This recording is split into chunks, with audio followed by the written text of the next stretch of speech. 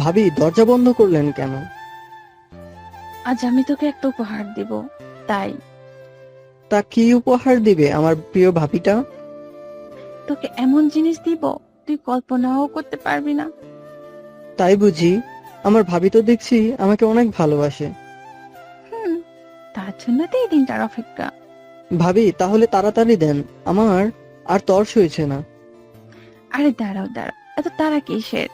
তার আগে বল, যেটা দিব সেটা কিন্তু কাউকে বলা যাবে না। আচ্ছা ঠিক আছে। এবার ভাবি তার কাপড় খুলতে শুরু করতে লাগলো। আমি সাথে সাথে চিৎকার করে বললাম, ভাবি এটা কি করছেন? তোকে আমি আমার সবচেয়ে বড় উপহারটা দিচ্ছি, কেন তুই নেবি না? তাই বলে কাপড় খুলতেছেন কেন? আরে বাহ, কাপড় না খুললে কিভাবে দিব? ভাবি আপনি আসলে কি চাচ্ছেন বলুন তো? আমি চাচ্ছি তুই আমাকে আজ এমন কিছু দিবি যাতে আমি মা হতে পারি। না ভাবি, এটা কখনোই হতে পারে না। আমি ওরকম ছেলে না ভাবি, আপনি ভালো করেই জানেন। আর এটা আপনার কাছে আশা করিনি আমি। আমি আপনাকে অনেক ভালোবাসি, কিন্তু এভাবে নয়। একটা বোনের মতো করে ভালোবাসি আপনাকে। আমি এত কিছু শুনতে চাই না তোর কাছ থেকে। তুই আমার ইচ্ছেটা পূরণ করবি কিনা বল। না ভাবি, এটা আমি কখনোই করতে পারবো না, মরে গেলেও না। আপনার যা করার আছে আপনি করেন। নিলয়, তুই কি ভুলে গেছিস আমি যেটা চাই সেটা পেয়েই ছাড়ি, আর না পেলে আমি সবকিছু ছাড়খাড় করে দেই। ভাবি আমি কোনো কিছুর ভয় করি না। আপনি নিশ্চয়ই ভালোভাবে জানেন আমি এরকম কাজ কখনোই করব না, মরে গেলেও না। হ্যাঁ, ঠিক আছে, আমি একটু একটু খারাপ কাজ করি, তাই বলে এত বড় খারাপ কাজটা করতে পারবো না। চুপ, অনেক হয়েছে। আমি শেষবারের মতো বলতে চাই, আমার প্রস্তাবে রাজি হয়ে যা, না হলে তোর কপালে দুঃখ আছে। তুই কিন্তু ভালো করেই জানিস আমি যতটা ভালো ঠিক ততটাই খারাপ। আর তুই বোঝার চেষ্টা কর, এতে দুজনেরই ভালো। আমার সংসারটাও বেঁচে যাবে, আর তুইও মজা পাবি। আর তুই যখন চাইবি আমার কাছে আসবি, বাধা দেব না। ছি ভাবি, ছি। আপনার এসব কথা বলতে একটু লজ্জা লাগতেছে না? আপনি সংসার বাঁচানোর জন্য এটা করছেন? ছি, আপনার লজ্জা হওয়া উচিত। আপনার স্বামী আপনাকে কত ভালোবাসে, আর আপনি?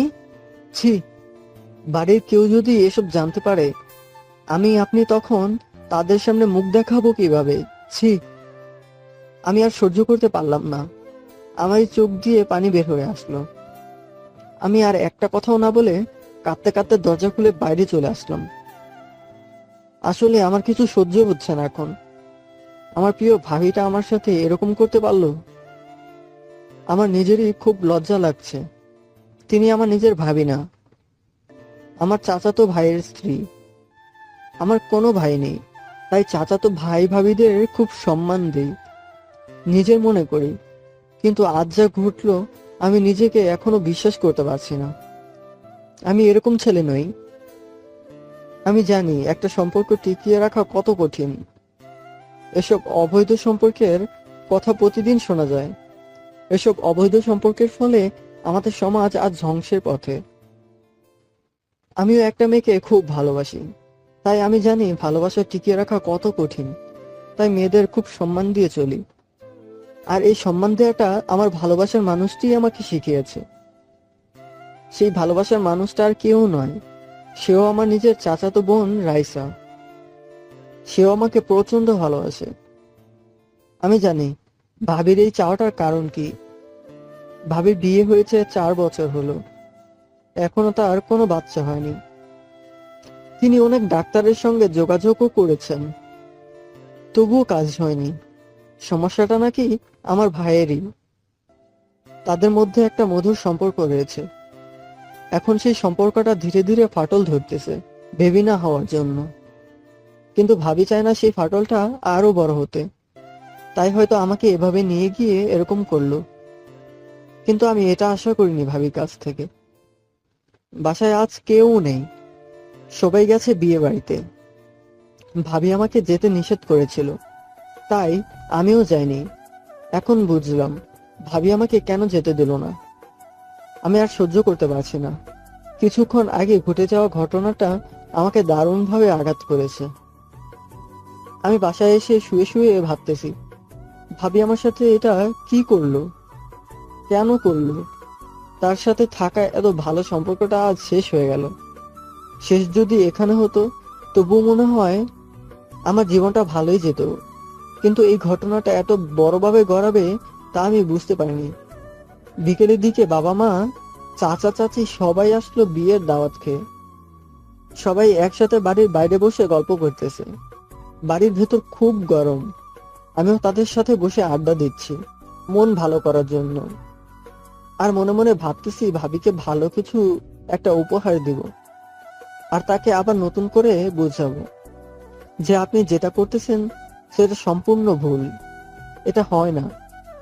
তারা আমার সম্পর্কটা নতুন করে জোড়া লাগাবো, কিন্তু সেই সুযোগটা আর পেতে দিল না। এসব কথা ভাবতে ভাবতেই এমন সময় ভাবি কাঁদতে কাঁদতে আসলো।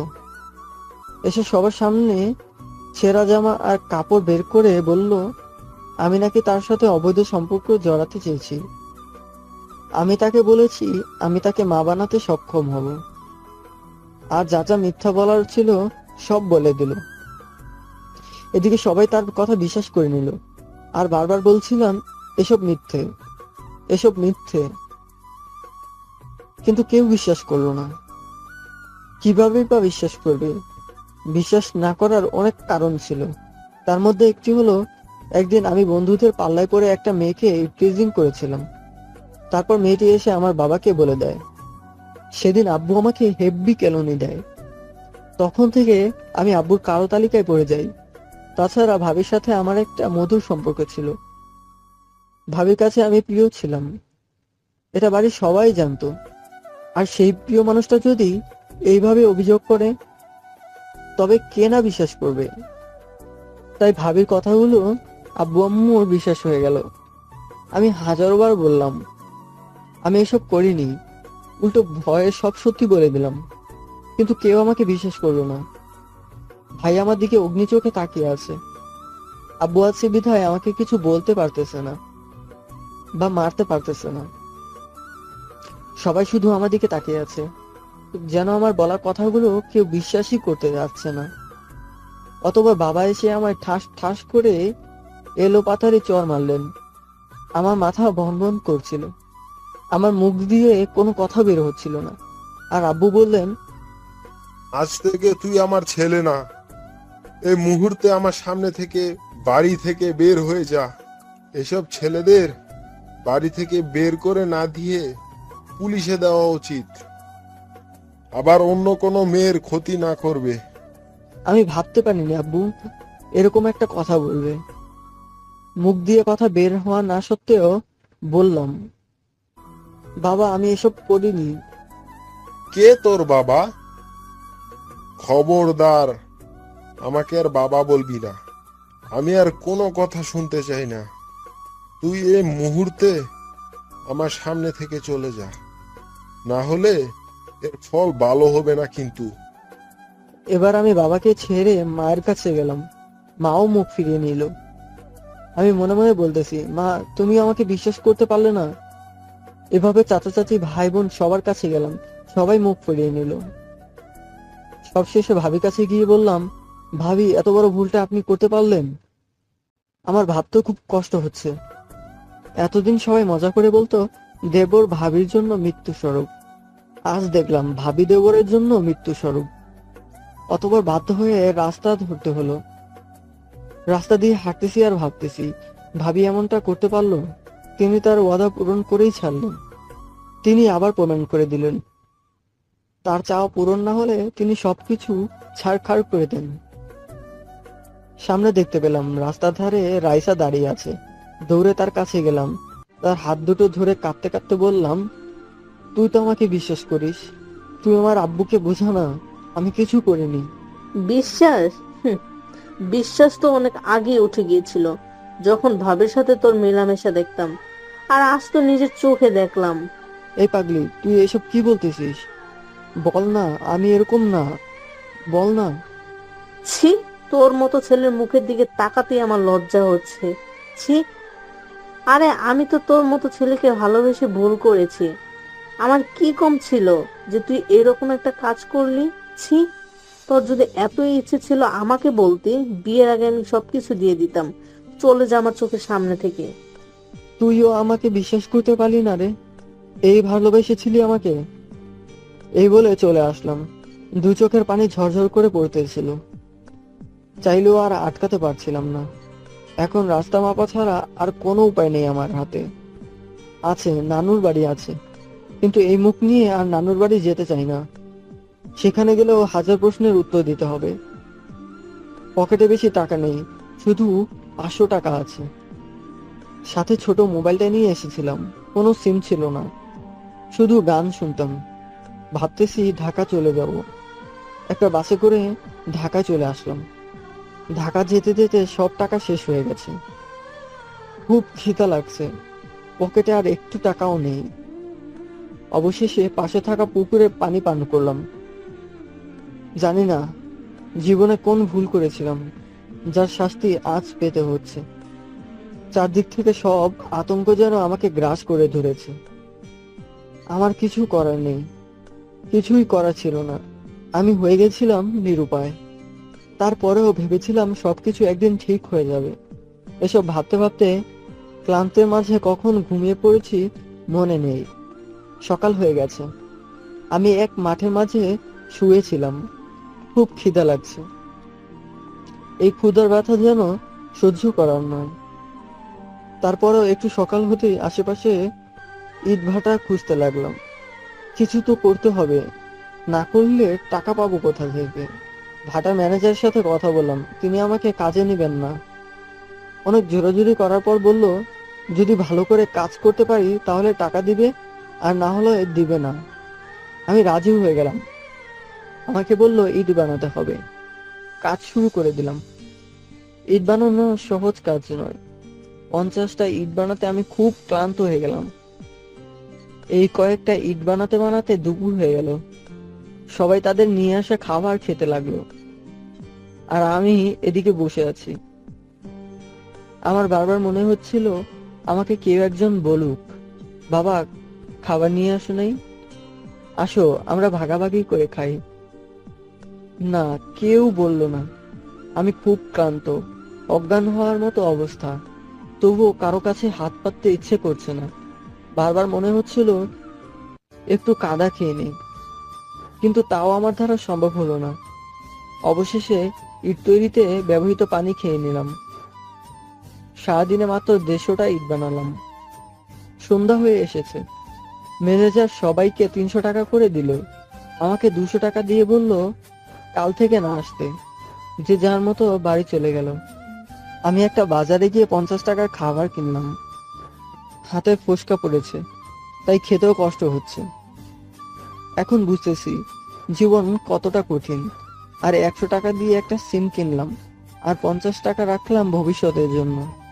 নতুন সিম কিনে আমার এক বন্ধুকে ফোন দিলাম, যার বাড়ি আমার বাড়ির পাশেই। আমার ছোটবেলার বন্ধু, একই সাথে পড়ি। তার নাম্বারে ফ্ল্যাগ দিল, দিতে দিতে তার নাম্বারটা আমার মুখস্থ হয়ে গিয়েছিল। তাকে ফোন দিতেই সে ফোন ধরল। তাকে আমি সালাম দিলাম।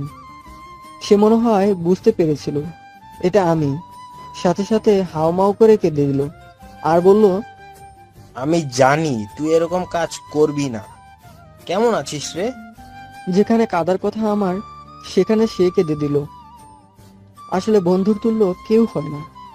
আমি ভালো আছি রে, তুই কেমন আছিস? বাড়ির সবাই কেমন আছে রে? সবাই ভালো আছে রে, ওরা তো সুখে থাকবেই। এই, তোর কাছে টাকা পয়সা আছে তো? ঠিক মতো খাওয়া দাওয়া করিস তো? টাকা লাগলে আমাকে বলিস, বিকাশ করে দেব। এবার আমি সত্যি সত্যি কেঁদে দিলাম, সাথে সাথে ফোনটাও কেটে দিলাম। বারবার চিৎকার করতে ইচ্ছে হচ্ছিল। হে আল্লাহ, আমার সাথেই কি এটা হওয়ার ছিল? আজকের আকাশটা খুব খারাপ, বাতাস হচ্ছে, মনে হয় বৃষ্টি আসবে। তাই আজ মাঠ ছেড়ে অন্য কোথাও গেলাম, ছাউনির মতো কোনো জায়গায়। খুঁজতে খুঁজতে পেয়ে গেলাম একটা বিল্ডিং। নতুন বিল্ডিং হচ্ছে আর কাজ চলতেছে। সেখানে শুয়ে পড়লাম। রাত্রে হেভি বৃষ্টি হলো। আজ সারা রাত মশার জন্য ঘুমাতে পারলাম না।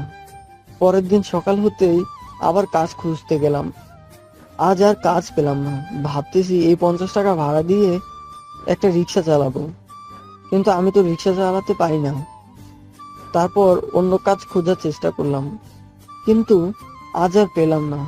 অতঃপর ওই 50 টাকার কিছু দিয়ে ক্ষুধা নিবারণ করলাম। এখানে আমার খুব কষ্ট দেখার মতো কেউ নেই, সবাই চলে নিজের গতিতে। এভাবেই চললো 1 বছর। এই কাজ ওই কাজ করে কোনো রকমের দিন চলে। পুরান জামা কাপড় পায় বিভিন্ন জায়গা থেকে, তা দিয়েই চলে। এই 1 বছরে সামান্যতম পরিবর্তন বা উন্নতি হলো না। আমার দিন দিন যেন অবনতি হচ্ছে। আগের থেকে কালো হয়ে গেছি।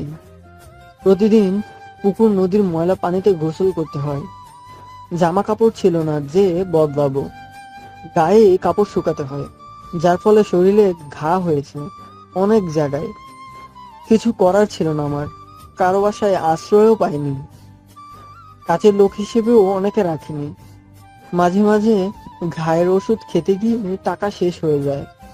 প্রায় বন্ধুটার সাথে কথা হয়, তাকে বলতে নিষেধ করেছিলাম যেন বাড়ির কেউ না জানে।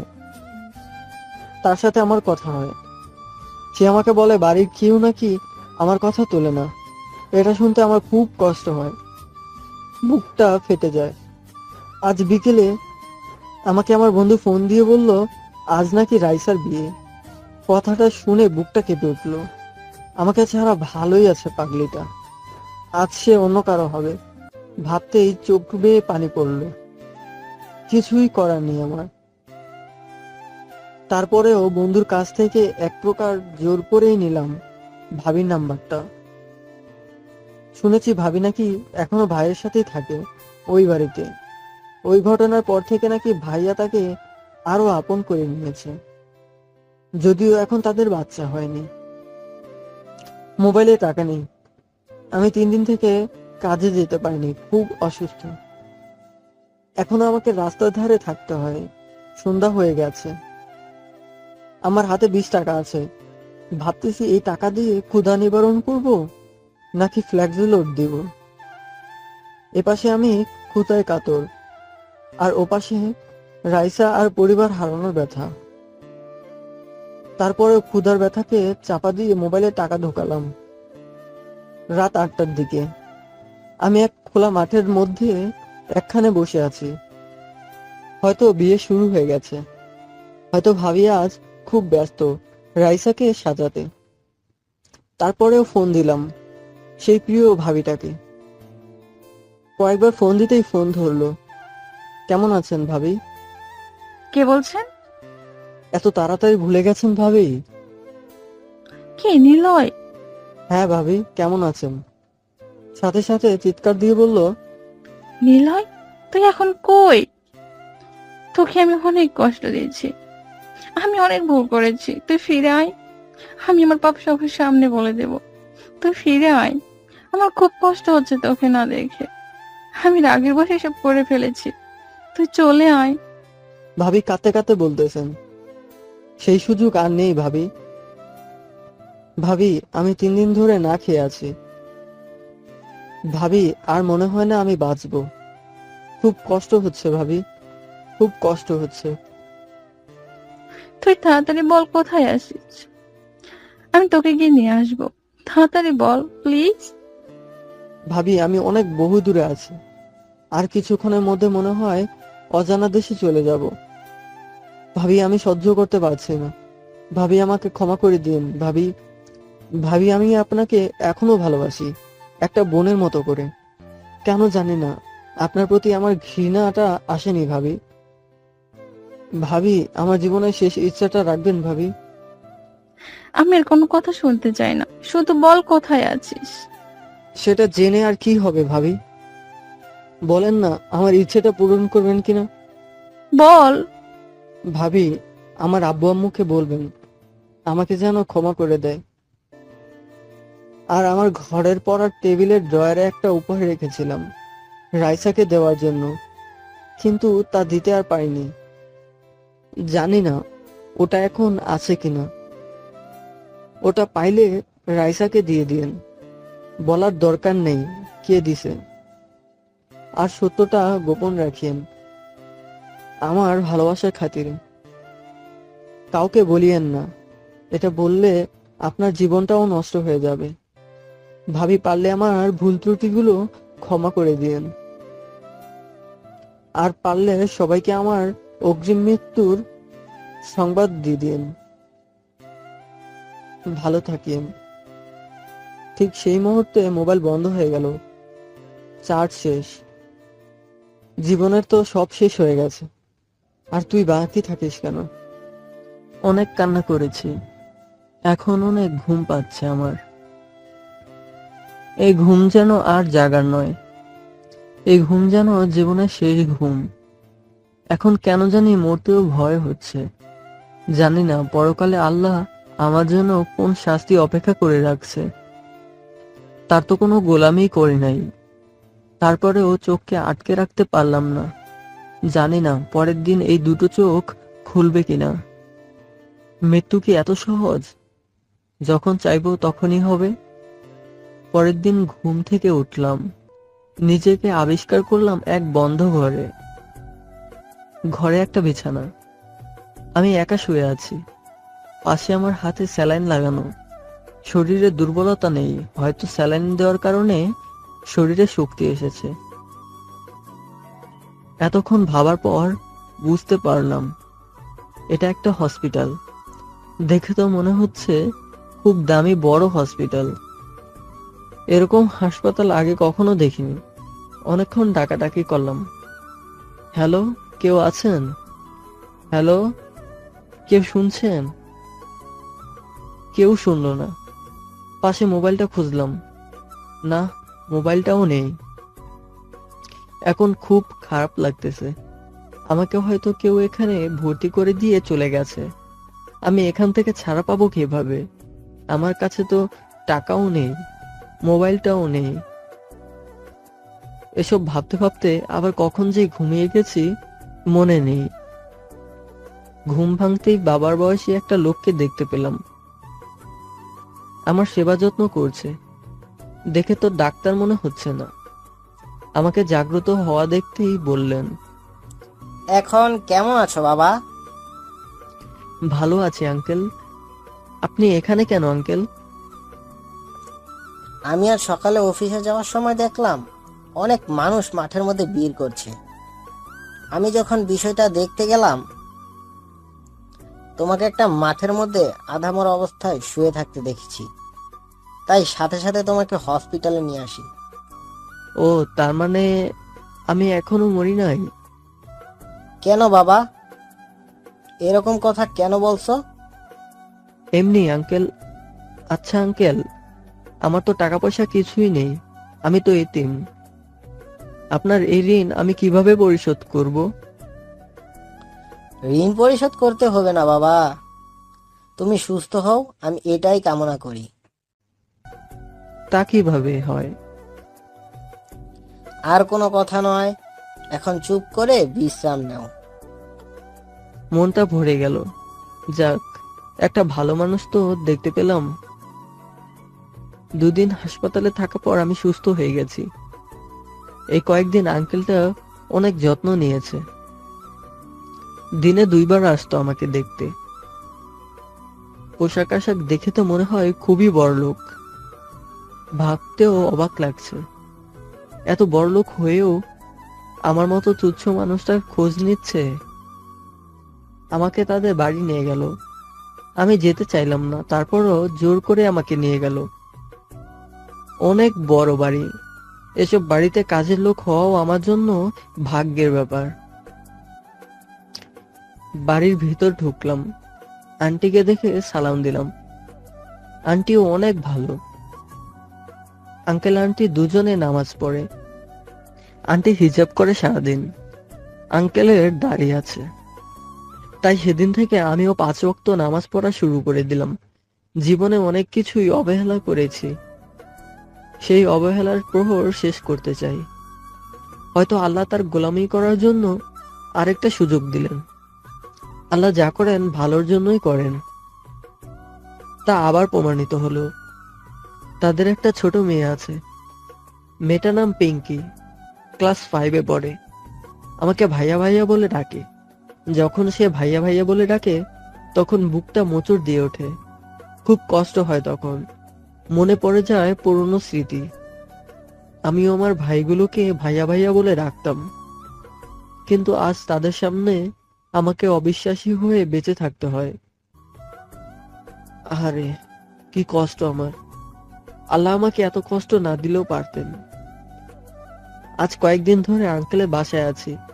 অনেক ভালোবাসা আর আদর দিয়ে আঙ্কেল আন্টি আমায় আগলে রেখেছেন এখানে। ছোট বোনটাও অনেক ভালো, ভালোবাসে আমাকে। সারাদিন আমার সাথে খেলে। রাত হলে আমাকে আবার তাকে পড়তে বসাতে হয়। কিন্তু ভয়, সব সময় কোথা থেকে যেন এক অজানা ভয় এসে আবার আমাকে গ্রাস করে। বারবার মনে হচ্ছে যেন এই সম্পর্কটাও যেন কোনো এক মিথ্যে অপবাদে ভেঙে যাবে। আবার হারিয়ে যাব অচেনা শহরে, যেখানে কেউ কারো দিকে তাকানোর সময় রাখে না। আজ ঘুমের মাঝে খুব খারাপ একটা স্বপ্ন দেখলাম।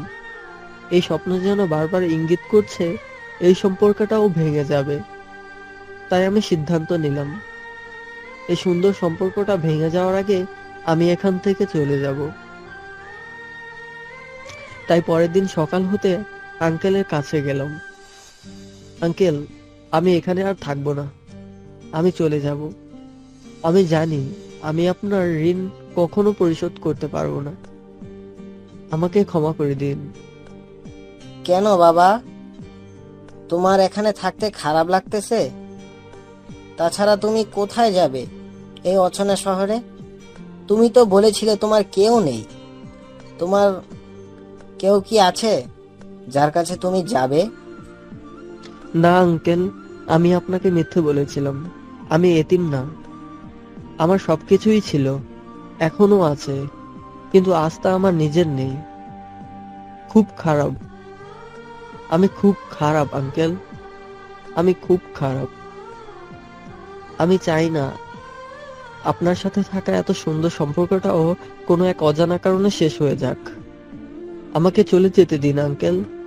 মাঝে মাঝে আসবো দেখা করতে। এসব কি বলছো বাবা? আমি তো কিছুই বুঝতে পারছি না। আমাকে কি একটু পরিষ্কার করে বলবে? তুমি সেদিনও এরকম একটা কথা বলেছিলে, কিন্তু আমি বুঝতে পারিনি। না আঙ্কেল, এসব শুনলে আপনি অনেক কষ্ট পাবেন। তার চেয়ে না শোনাই ভালো। না, আজ যখন শুনতে চেয়েছি আজ শুনতেই হবে। বাধ্য হয়ে সব ঘটনাটা বলতে হলো। ওখানে কি হয়েছিল, এখানে কিভাবে দিন কাটিয়েছি। বলতে বলতে যেন চোখ দুটো কোনো এক সমুদ্রে ডুবে গেল। চোখ উপরে তুলিয়ে দেখলাম আঙ্কেলও কাঁদতেছেন। আঙ্কেল, আমি অনেক খারাপ আঙ্কেল, আমাকে ক্ষমা করে দিন। আমি আসি আঙ্কেল। আঙ্কেল, আপনি ভালো থাকেন। এই কই যাও, দাঁড়াও। কে বলেছে তোমার কেউ নেই? আজ থেকে আমরাই তোর মা বাবা। তুই আজ থেকে এখানেই থাকবি। আজ থেকে এটাই তোর বাড়ি, নিজের মতো করে থাকবি। এই বলে কাঁদতে কাঁদতে আমাকে জড়িয়ে ধরলো। বাধ্য হয়ে আবার আমাকে চোখের পানি ফেলতে হলো। এত আদর আর ভালোবাসার দাম আমি কি করে দিব?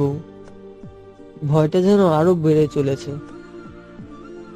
আঙ্কেল এখানে একটা কলেজে আমাকে ভর্তি করিয়ে দিলেন। প্রতিদিন আমার খোঁজ খবর নেন, অনেকটা নিজের ছেলের মতোই দেখেন। আমার ফোনটা পাই নাই। আঙ্কেল আমাকে নতুন একটা ফোন দিয়েছে। আঙ্কেলকে বলেছিলাম আমাকে হাসপাতালে নিয়ে যাওয়ার সময় ফোনটা দেখেছিল কিনা। আঙ্কেল বলেছে সে কিনা কোনো ফোনই দেখেনি, হয়তো ফোনটা চুরি হয়ে গিয়েছিল সেদিন। আমার পুরনো বন্ধুর নাম্বারটাও মনে করতে পারতেছি না। 8টা নাম্বার শুধু মনে আছে, অনেক চেষ্টা করে মনে করতে পারছি না। অনেকদিন থেকে চর্চা করা হয়নি তো তাই। তার সাথে কথা বলতে না পেরে মনটা ছটফট করতেছিল। খুব জানতে ইচ্ছে করছিল বাড়ির খবর জানতে। আজ 2 মাস ধরে বাড়ির কোনো খোঁজ খবর পাচ্ছি না। হয়তো সেও আমার সাথে যোগাযোগ করার চেষ্টা করে। তাই বাধ্য হয়ে সিদ্ধান্ত নিলাম একদিন রাতের বেলা যাব। আমার সেই পুরনো দুনিয়ায়, যেখানে লেগে আছে আমার সব স্মৃতি আর কলঙ্কের দাগ। আঙ্কেল আন্টিকে আর আগের মতো আন্টি আন্টি বলে ডাকি না, আম্মু আম্মু বলি। কি করব, খুব যে মা ডাকতে ডাকতে ইচ্ছে করে আবার কাউকে ভাইয়া ভাইয়া বলে ডাকতে ইচ্ছে করে, পুরনো দিনগুলো ফিরে পেতে। এসব কথা যখন মনে পড়ে তখন 2 রাকাত নামাজ পড়ে আল্লাহর কাছে চিৎকার করে বলি, আজ আমি ভালো হয়েছি বলে তুমি আমাকে খারাপ বানালে। আমি আজ সত্য বলি বলে আমাকে বাড়ি ছাড়া করলে। এতদিন তোমার গোলামি করি নাই বলে হয়তো তুমি শাস্তি দিছো। আমি মাথা পেতে নিয়েছি। আজ আমাকে আর ফিরিয়ে দিও না। আজ কিছু একটা ভালো দাও, ফিরিয়ে দাও আমার পুরনো দিনগুলি, ফিরিয়ে দাও আমার বাবা মাকে, ফিরিয়ে দাও আমার পুরনো রক্তের সম্পর্কগুলোকে, ফিরিয়ে দাও, ফিরিয়ে দাও, ফিরিয়ে দাও। কাঁদতে কাঁদতে মাঝে মাঝে অজ্ঞান হয়ে যেতাম সাময়িক সময়ের জন্য, তবু আল্লাহর কাছে চেয়ে যেতাম, যদি কোনো একদিন আমার কথা শুনে, যদি কোনো একদিন ফিরিয়ে দেয়। এখন আর হাজারো বিপদে মিথ্যে বলি না, নামাজ ছাই না। আজ আন্টিকে বললাম আমি আমার এক পুরনো বন্ধুর সাথে দেখা করতে যাব, বললাম 2 দিন লাগবে। আন্টিকে আমি আর বললাম না যে আমি আমার এলাকার পুরনো বন্ধুর কাছে যাচ্ছি। আন্টি যাওয়ার অনুমতি দিলেন, কিছু টাকাও দিলেন। আমাকে সাবধানে যেতে বলেছে, আর বারবার ফোন করে বলছে আমি কোথায় আছি। এই কয়েকদিনে যেন আন্টিটাও আমার মায়ায় পড়ে গেছে। দুপুর 12টায় বাসে চললাম, 7 ঘন্টার রাস্তা। যখন ওখানে গিয়ে সন্ধ্যায় নামতে পারি, একটা চাদর নিয়েছিলাম চোখ মুখ ঢাকার জন্য। ঠিক সন্ধ্যায় গিয়ে সেই এলাকায় নামলাম। একটা দোকানে গিয়ে কিছু চা নাস্তা করলাম। এই এলাকায় পা দেওয়ার পর থেকে যেন বুকটা ধুকপুক করছে। মাথায় চাদরটা মুড়ে এলাকার চারদিকে ঘুরতে লাগলাম, আর অপেক্ষা করতে লাগলাম আর একটু রাত হওয়ার জন্য। রাত 8টা বাজতে আমি চলে গেলাম সেই চিরচেনা ব্রিজে, যেখানে বসে আমরা আড্ডা দিতাম। সেখানে গিয়ে বসে আছি 1 ঘন্টা ধরে। না, কেউ আসলো না। আমার এতগুলো বন্ধুর একটাও আসলো না। মনে হয় এখন আর আড্ডা হয় না। তাই আর বসে না থেকে উঠে গিয়ে পিছনে তাকিয়ে দেখলাম একজন মূর্তির মতো দাঁড়িয়ে আছে। সেটা আর কেউ নয়, সেটা হলো আমার সেই বন্ধু। আমাকে দেখা মাত্র আমাকে জড়িয়ে ধরে 2 চোখের পানি ছেড়ে দিল। সাথে সাথে আমিও আর থাকতে পারলাম না। আমি চাদর পরে থাকা সত্ত্বেও চিনতে কষ্ট হয়নি তার। এটাই হলো প্রকৃত বন্ধু। এতদিন কোথায় ছিলি রে? তুই নাকি মরে গেছিস? আমার বিশ্বাস হয়নি। তোকে যখন ফোন দিয়েও পাইনি, তবু হাল ছাড়িনি। প্রতিদিন এখানে এসে বসে থাকতাম। আমি জানি তুই একদিন ফিরে আসবি। কি আর করবো বল, আমার সবকিছু তো শেষ হয়ে গেছে। এখন আল্লাহ যেভাবে রেখেছিল সেভাবেই ছিলাম। তুই কেমন আছিস? আমি ভালো আছি। তোর ফোনে কি হয়েছে রে? আমার ফোন চুরি হয়েছে। আমাদের বাড়ির অবস্থা কেমন আছে রে? বাবা মার কি অবস্থা রে? আমার ছোট বোনটা কেমন আছে? চাচা চাচিরা ভাইগুলো কেমন আছে রে? তাদের খবর শুনে কি হবে রে? তুই কি আর ওদের আছিস? বল না কেমন আছে। আমি তাদের না থাকলেও তারা তো এখনো আমার আছে রে। তারা আমাকে ফেলে দিলেও আমি তো তাদের ফেলে দিতে পারবো না। বল না কেমন আছে। আছে, সবাই ভালো আছে। তারা কি জানে আমি মারা গেছি? না, জানে না। তাহলে তুই কিভাবে জানলি আমি মারা গেছি? সেদিনের পর থেকে যখন তোর ফোন বন্ধ পেলাম, তখন আমি তোর ভাবির কাছে গেলাম। তোর ভাবিকে অনেক জোর করার পর ভাবি আমাকে বলল তুই নাকি খুব অসুস্থ, আর কিছুক্ষণের মধ্যে মারা যাবি। ভাবি শুধু আমাকে কথাটা বলেছিল, আর কাউকে বলেনি। আমাকেও বলতে নিষেধ করেছিল, তাই আমি আর কাউকে বলিনি। আমি সেদিন খুব কেঁদেছিলাম তোর অসুস্থতার কথাটা শুনে। ভাবি এখন কেমন আছে? সবাই ভালো আছে রে। আর রাইসা? রাইসার বিয়ে হয়ে গেছে তাই না? না রে, আর বিয়ে হয়নি। বিয়ের দিন নাকি ওর বর পালিয়ে গেছে, তাই বিয়েটা আটকে গেছে। ও আচ্ছা, তোর নাম্বারটা দে। এই নে। আচ্ছা, আজ চলি রে, ভালো থাকিস, আমাকে ফোন দিস। কই যাবি এখন? যেখান থেকে এসেছি। ও, সেখানে থাকতে কষ্ট হয় না? আল্লাহর রহমতে একটা ভালো মানুষের বাড়িতে আছি, অনেক আদর করে আমাকে। ভালো থাকিস। দোয়া করিস এই অভাগাটার জন্য। নিজেকে অভাগা ভাবিস না, একদিন অবশ্যই তোর ভালো হবে, দেখিস। তার কাছে বিদায় নিয়ে এশার নামাজ পড়লাম। এশার নামাজ পড়ে নিলাম একটা ফাঁকা মাঠে, মসজিদগুলোতে তালা দেওয়া। নামাজ শেষ, এখন বাসে চড়ে ফিরে যাওয়ার পালা। কেন জানি না আমার খুব ইচ্ছে করছিল আমাদের বাড়িটা দেখতে, তাই গেলাম দেখতে। খুব ইচ্ছে করছিল উকি দিয়ে বাড়ির ভেতরটা দেখতে, যদিও উকি দেওয়া ঠিক না, চারদিকে অন্ধকার, নিজেকে সামলাতে পারলাম না। অবশেষে উকি দিলাম। উকি দিতে গিয়ে দরজার কপাটটা একটু জোরে শব্দ করে উঠল। বাড়ির ভেতর থেকে বলে উঠল, ওখানে কে? আমি তাড়াতাড়ি মাথায় চাদর পেঁচিয়ে সেখান থেকে পালাতে লাগলাম। আমার ভাই আমাকে চোর মনে করে আমার পিছনে দৌড়াতে লাগলো, চিৎকার করে বলতে লাগলো, চোর চোর। এর ফলে আমার সব ভাই বের হয়ে আসলো, তাই আমি ভয় পেয়ে আরো জোরে দৌড়াতে লাগলাম। দৌড়াতে দৌড়াতে একটা ইটে হোঁচট খেয়ে পড়ে গেলাম, আর সবাই এসে আমাকে দেখতেই উথাল পাথাল মার শুরু করে দিল। আমাকে আধা মারা করে দিয়ে আমার চাদরটা টানতে লাগলো আমাকে দেখার জন্য।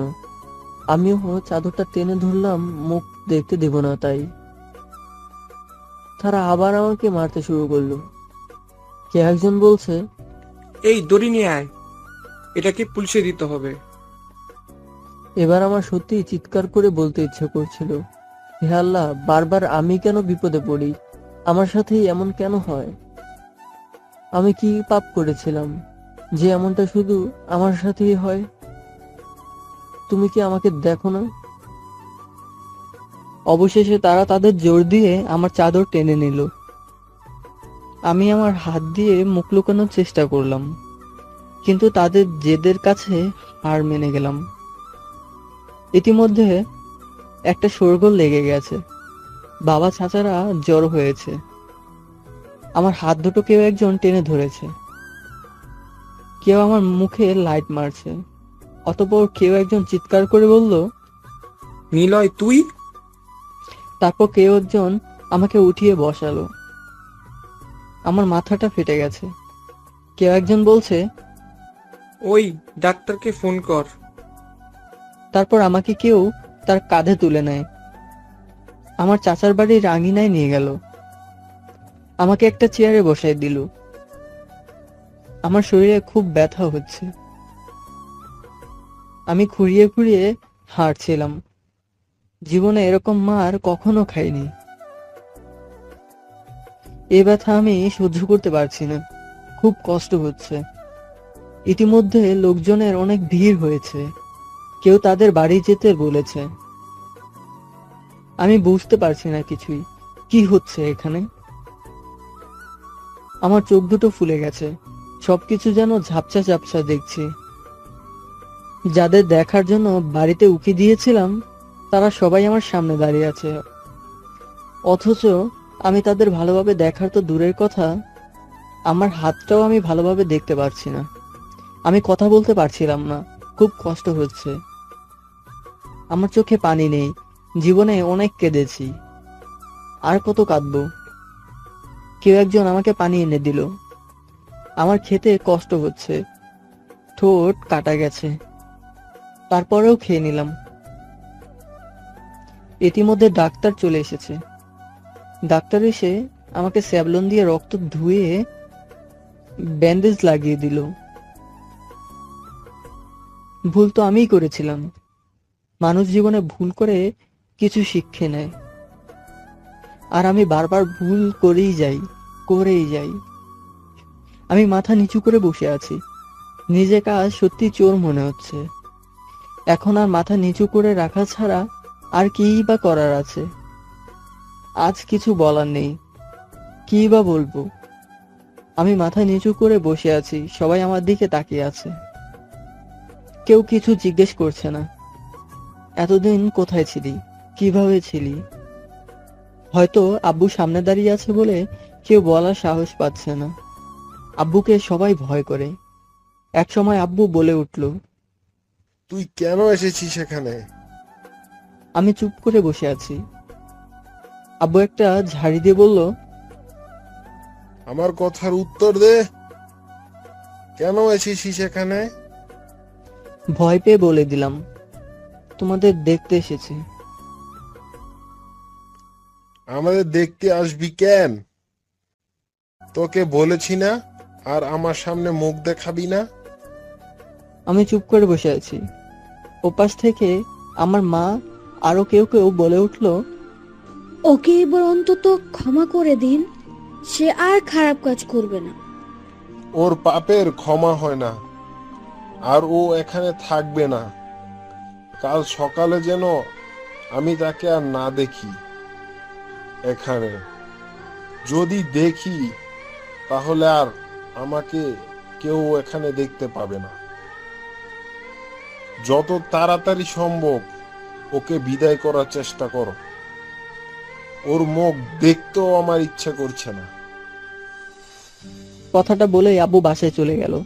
আমি মাথা নিচু করে বসে আছি। আজ আমার কান্না পাচ্ছে না।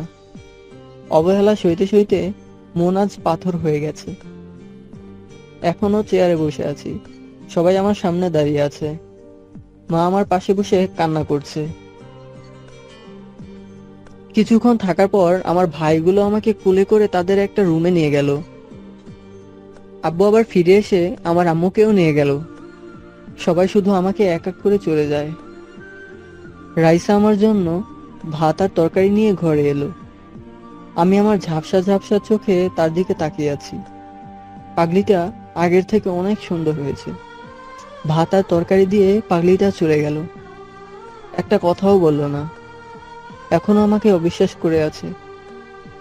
আমার সেই প্রিয় ভাবিটাকে দেখতে পেলাম না, হয়তো বাবার বাড়ি গেছে। আমার ছোট ভাইটা এসে আমাকে খাবারগুলো খেতে বলল। কেউ আর খাইয়ে দিল না। আমার হাতে ব্যান্ডেজ, খেতে কষ্ট হচ্ছে, তারপরেও কিছু খাবার খেয়ে নিলাম। আমি বিছানায় শুয়ে আছি। আমার ভাই আমাকে ঘুমাতে বলল। আমি ঘুমের ভান করে চোখ বন্ধ করে আছি। সেও আমার পাশে ঘুমালো। আমার খুব কষ্ট হচ্ছে। এদিকে শরীরে ব্যথায় কষ্ট, আর একদিকে সবাইকে হারানোর কষ্ট, আর অবহেলার কষ্ট। সে আমার সাথে কথা বলছে না। আমিও চুপ করে শুয়ে আছি। সে হয়তো ভেবেছে আমিও ঘুমিয়ে পড়েছি। আজ আমার আর ঘুম আসতেছে না।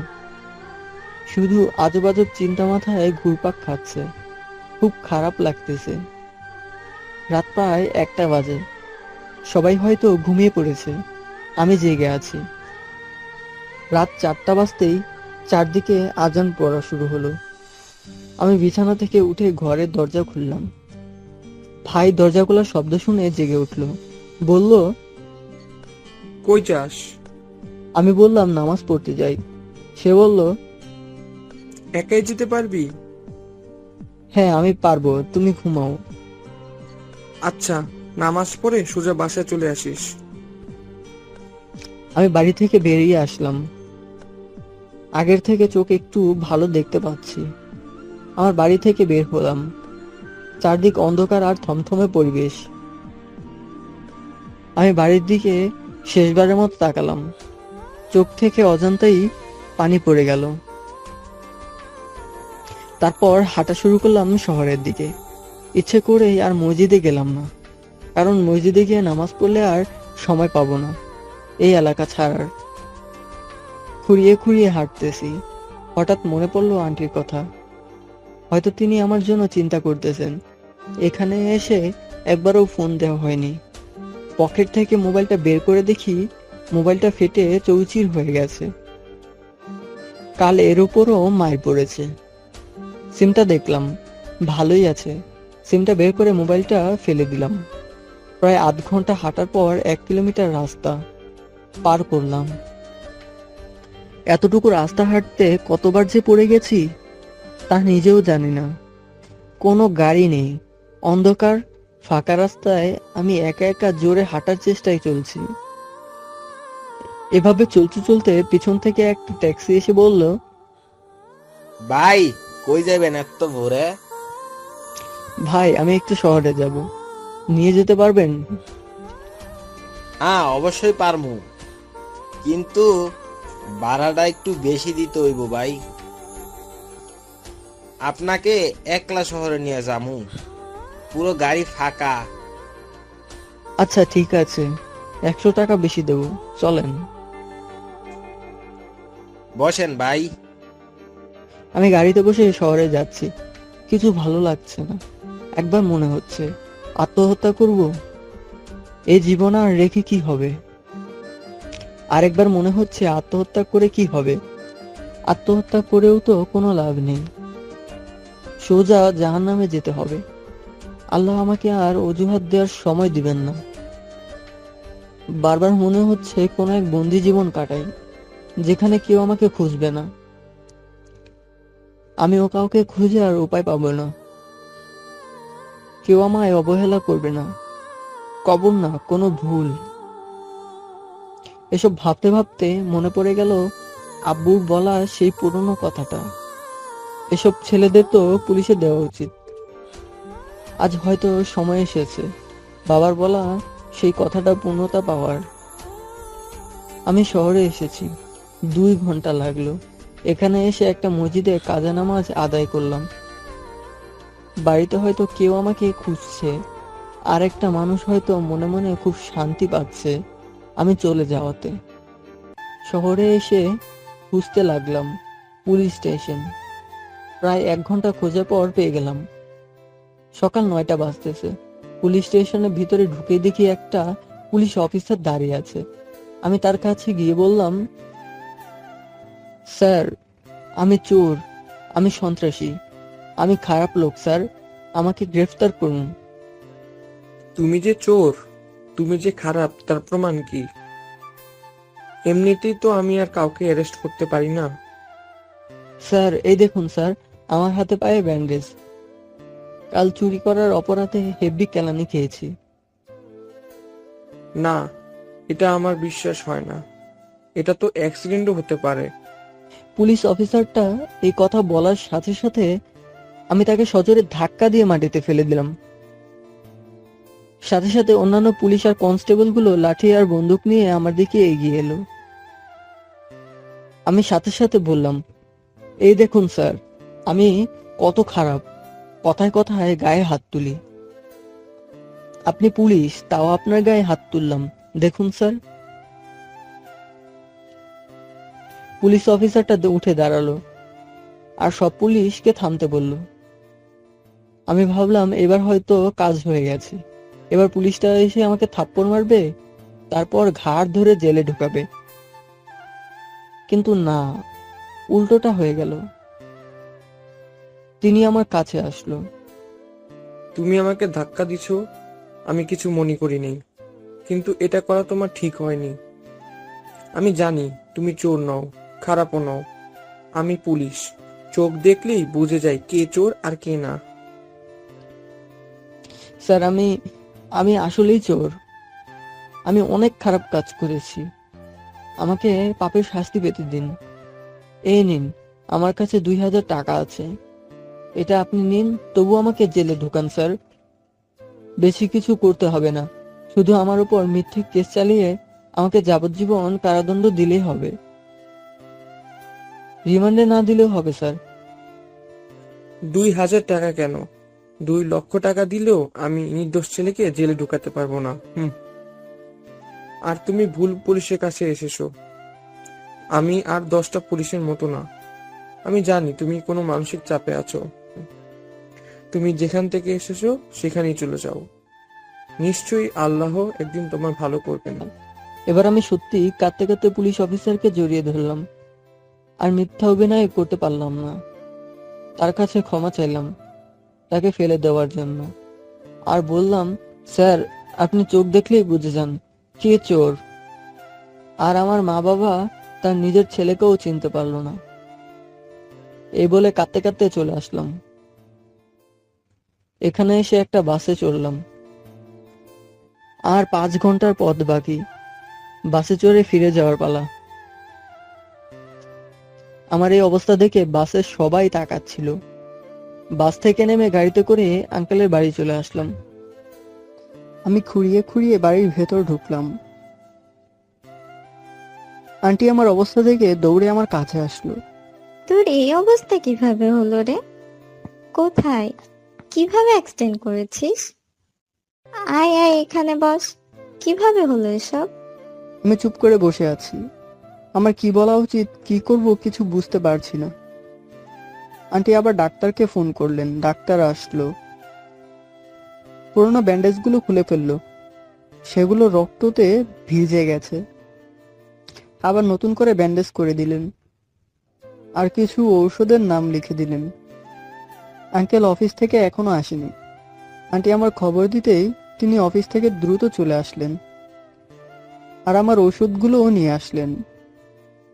আঙ্কেল এসে আমাকে বলল, এটা কিভাবে হলো বাবা? কিভাবে অ্যাক্সিডেন্ট হয়েছে বাবা? আমি নীরবে চোখের পানি ফেলে বললাম, অ্যাক্সিডেন্ট করিনি আঙ্কেল, তাহলে এসব কিভাবে? আমার ভাই আমাকে মারছে। এবার কেঁদে ফেললাম। তোমার ভাই তোমার দেখা পেলো কোথায়? আমি বাড়ি গিয়েছিলাম তাদের দেখতে, তারা আমাকে চোর মনে করে মারছে। আমাকে ভালো করে খুলে বলো তো। কেউ তো আর এমনি এমনি চোর মনে করে মারবে না। আমি সব খুলে বললাম। আমি বলতেছি আর কাঁদতেছি। আমার চোখ দিয়ে পানি পড়ছে, আটকাতে পারছি না।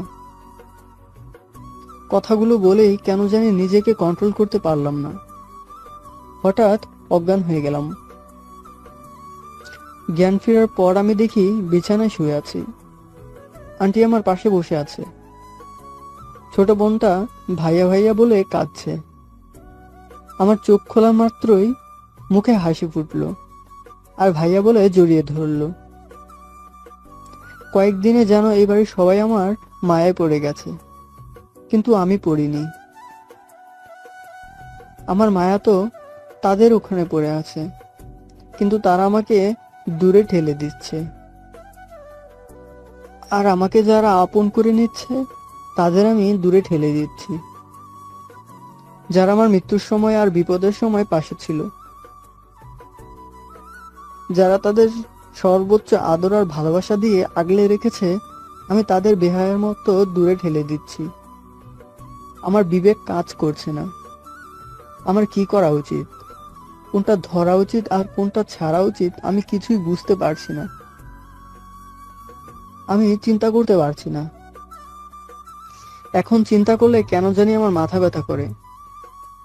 আন্টি বলল, এখন কেমন লাগছে বাবা?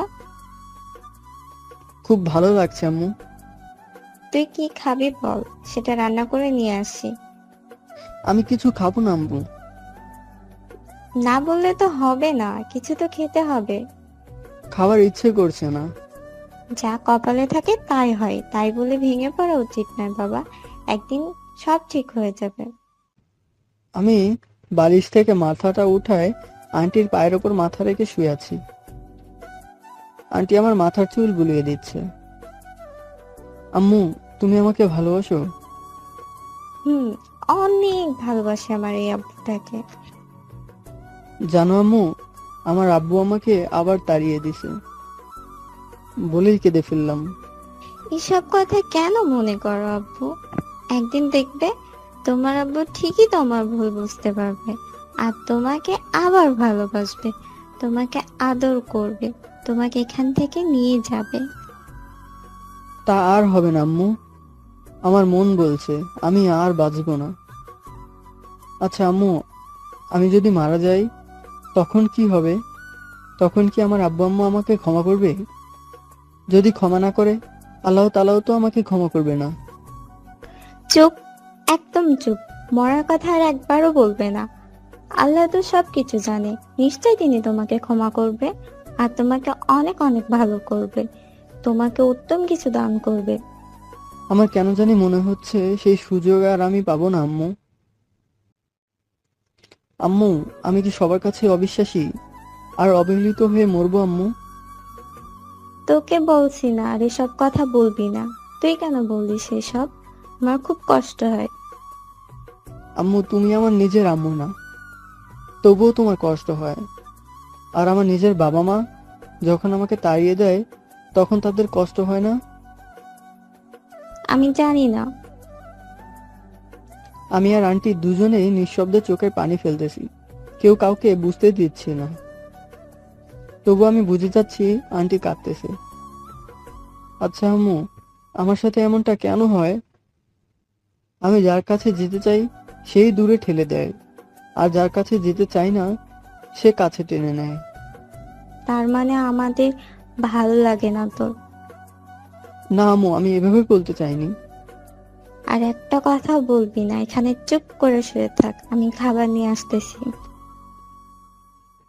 আন্টি খাবার নিয়ে এসে আমাকে খাইয়ে দিল, যেন অনেকদিন পর মন ভরে কাউকে ভালোবাসা পেলাম, যেন একটা অদ্ভুত তৃপ্তি পেলাম। ইদানিং মাথাটা একটু বেশি ব্যথা করে, ব্যথার চোটে চিৎকার করে কাঁদতে ইচ্ছে করে। অন্যের বাড়ি বলে পারি না, কত আর অন্যের বাড়িতে থেকে মানুষকে জ্বালাবো। মাঝে মাঝে মনে হয় আমি তাদের জীবনে এসে কাটা হয়ে দাঁড়াইনি তো। আঙ্কেল প্রতিদিন আমার খোঁজ খবর নেয়, সবার ভালোবাসা আমার কাছে, তবুও আমি অতৃপ্ত। তাদের ভালোবাসায় আমার মন ভরে না। ছোট বোনটা অনেক সুন্দর করে ভাইয়া ডাকে, মাঝে মাঝে মনে হয় চিৎকার করে তাকে বলি, এই তুই আমাকে ভাইয়াও রাখবি না। আমি কারো ভাইয়া না, আমি কারো ভাইয়া হওয়ার যোগ্য না। আমি অনেক খারাপ, আমি অনেক খারাপ, কিন্তু আমি পারি না। আমার খুব কষ্ট হয়। আমার কষ্ট আর রাগ তাকে দেখিয়ে কি বা হবে? সে তো অনেক ভালোবাসে আমাকে, তাকেই বা কষ্ট দিয়ে কি হবে? আমার মন মেজাজ আগের থেকে অনেক কঠোর হয়ে গেছে। তার জন্য হয়তো এই মাথার ব্যথাটাই দায়ী। মাথাটা যে খুব ব্যথা করে কাউকে বলতেও পারি না। এখন নিজের সব কষ্টগুলো, নিজের ব্যথাগুলো নিজেই সয়ে যাওয়ার চেষ্টা করি, কাউকে বুঝতে দেই না। আঙ্কেল আমাকে কলেজে যেতে নিষেধ করেছেন, তাই যাই না।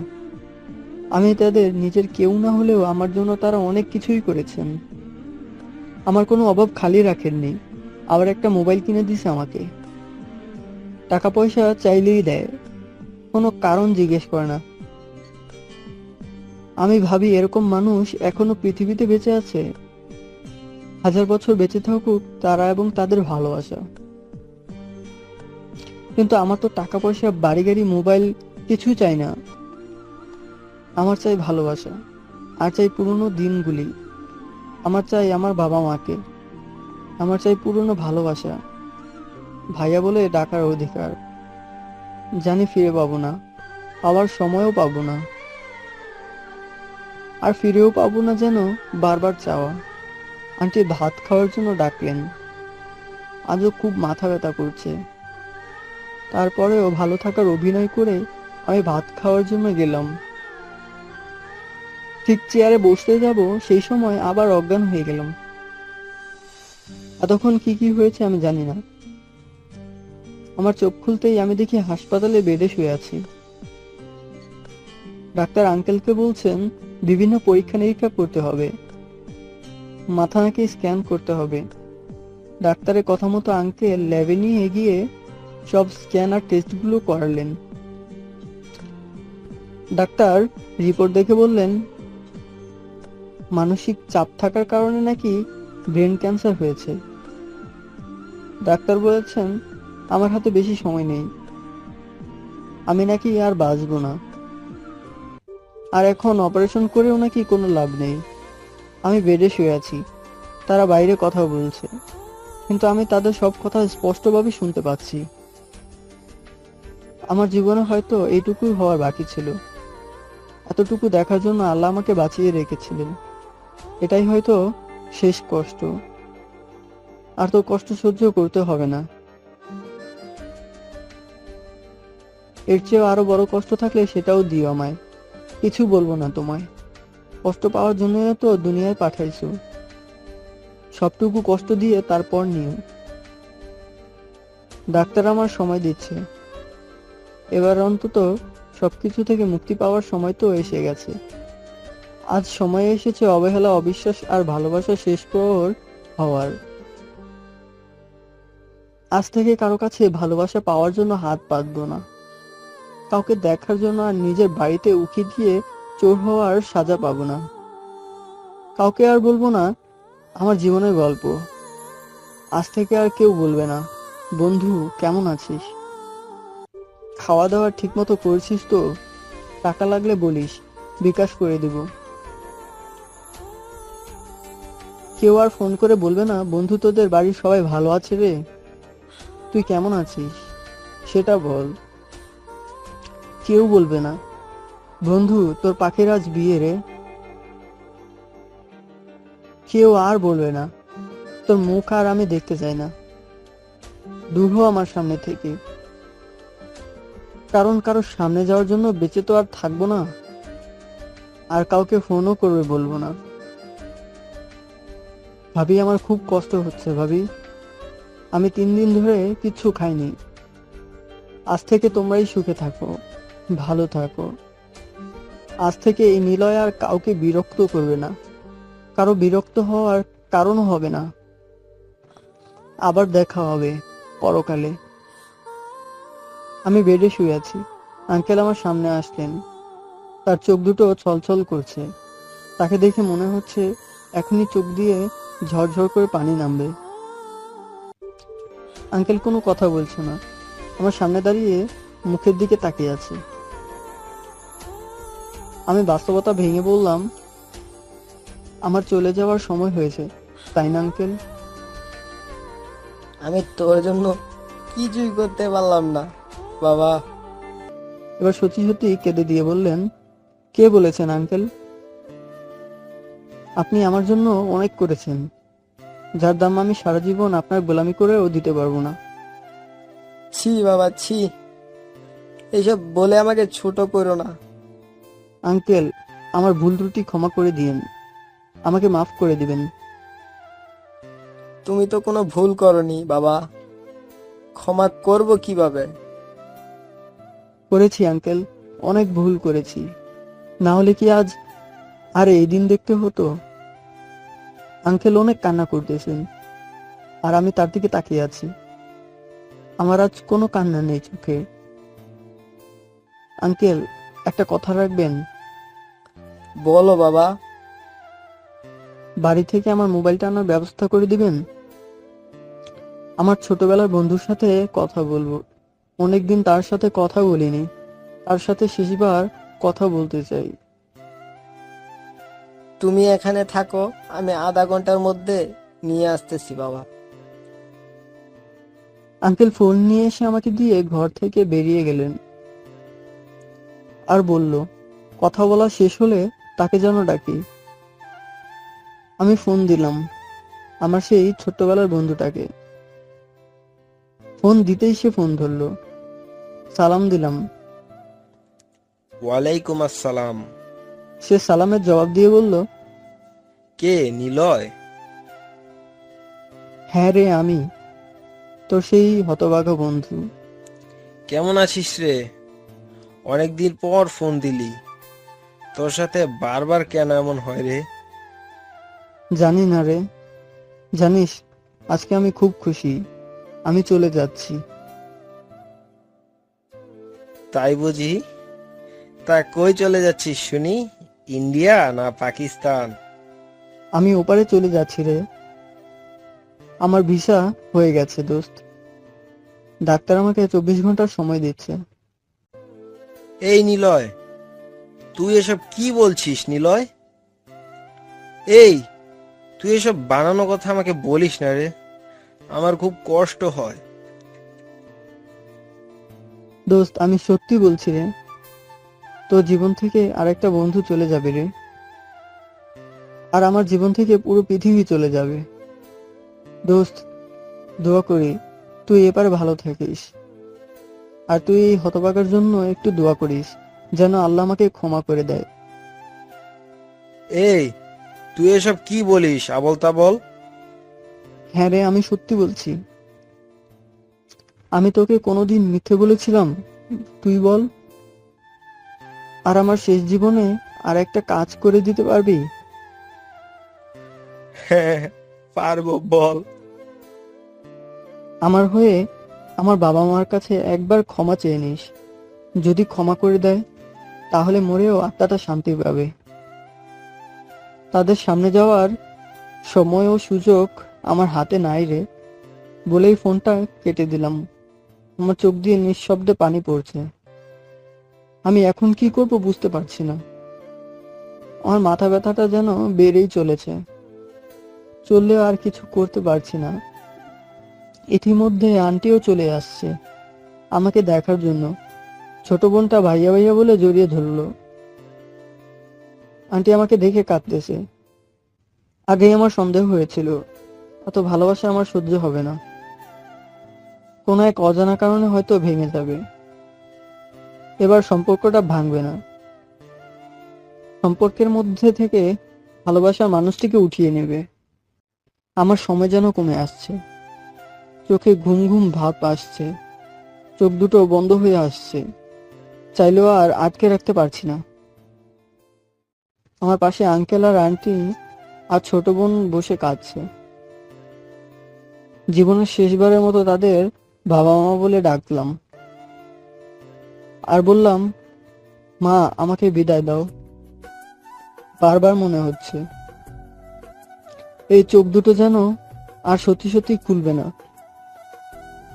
আমি জানি না আমার এই গল্পটা পড়ে কতজন কেঁদেছে, অথচ আমার এই গল্পের প্রতিটা পার্ট লেখা হয়েছে আমার চোখের পানি দিয়ে। আজ 3 দিন পর আমার জ্ঞান ফিরল এবং নিজেকে একটা উন্নত হসপিটালে আবিষ্কার করলাম।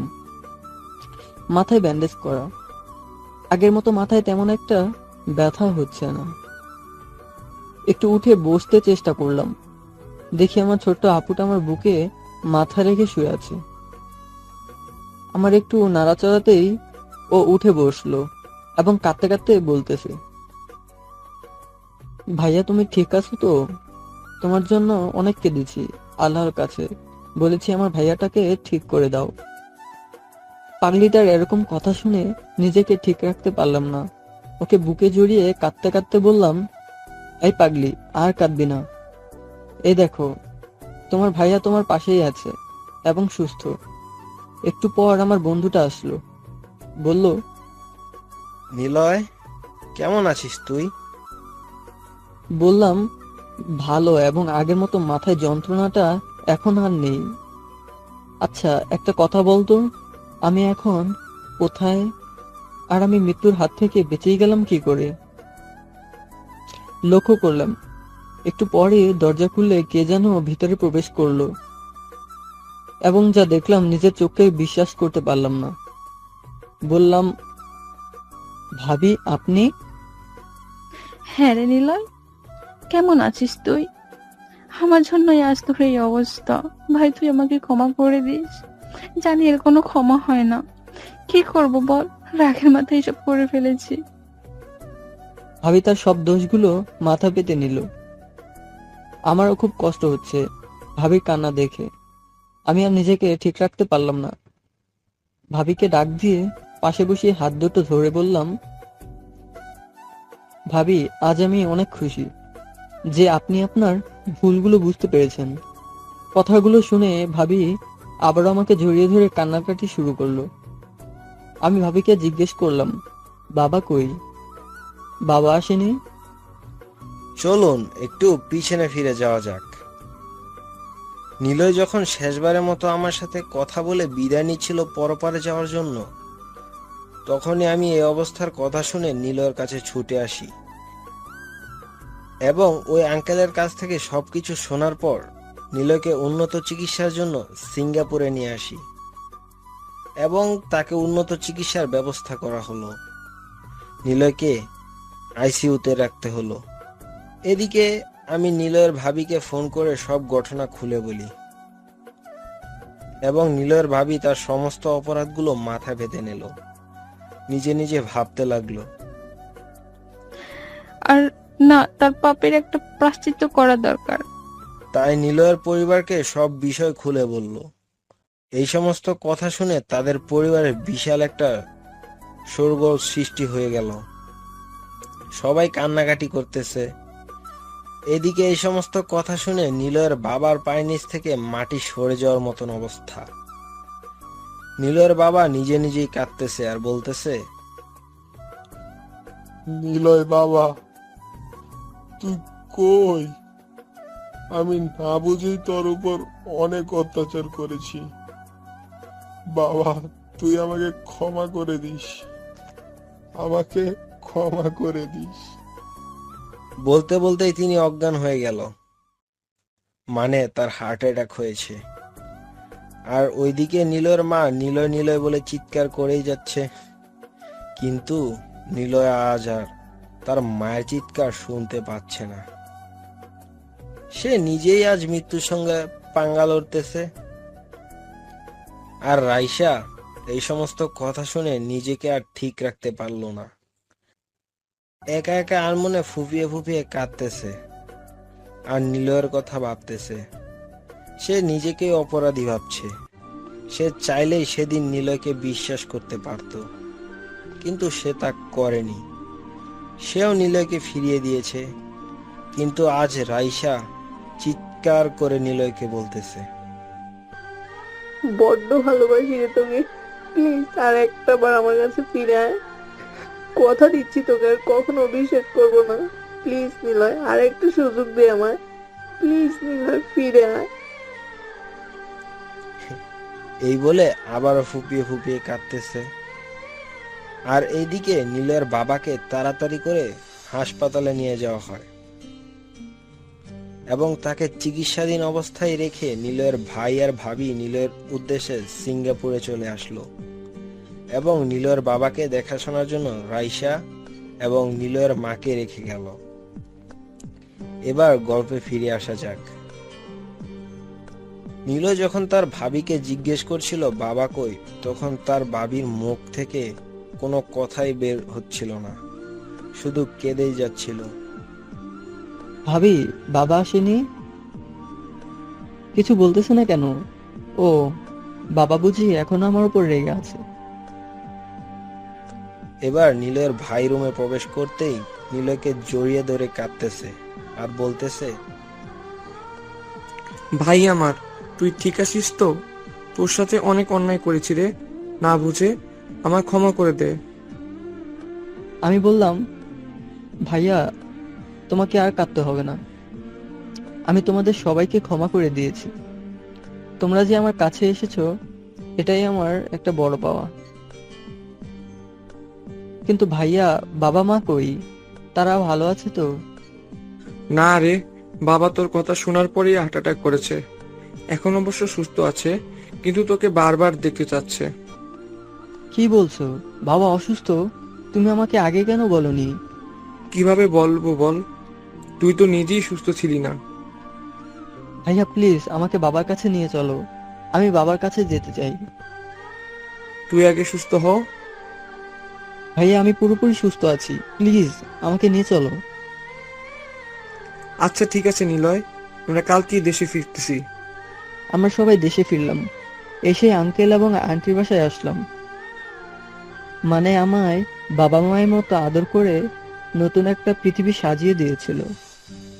তাদের জন্যই হয়তো আজ বেঁচে আছি। আমি গ্রামের বাড়িতে যাওয়ার জন্য তাদের কাছ থেকে বিদায় নিলাম এবং বাবা মাকে বললাম, আমি তোমাদের কাছে খুব তাড়াতাড়ি ফিরে আসব। নিজেদের খেয়াল রাখবা, কেমন? কথাগুলো বলতেই অজান্তে চোখ বেয়ে পানি চলে আসলো।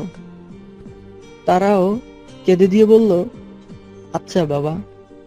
কিন্তু আমি আমার ছোট্ট আপুটাকে মানে পিঙ্কিকে নিয়ে রওনা দিলাম। ও আমার সাথে আসতে পেরে অনেক খুশি। তারপর আমি, আবির, ভাইয়া ও ভাবি সবাই ট্রেনে করে রওনা দিলাম। তারপর ভাবির দিকে লক্ষ্য করলাম, ভাবি কেন জানি মনমরা এবং চোখ দুটো লাল হয়ে আছে। মনে হচ্ছে যেন কতদিন থেকে না ঘুমিয়ে কাটিয়েছে। আমি বললাম, ভাবি কি হয়েছে তোমার, এত মনমরা কেন? না, কই কিছু না তো। কিছু না বললেই হলো? ভাবি, আমি তোমাকে চিনি, কতটা আপন ছিল।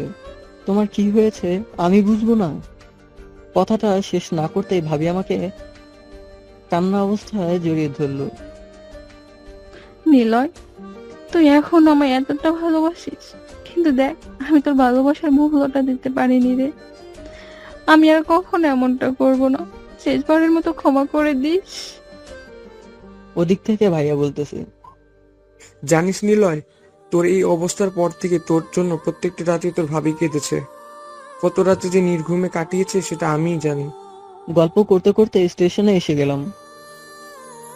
আর এদিকে ছোট পাগলিটা আমার কোলেই ঘুমিয়ে গেছে।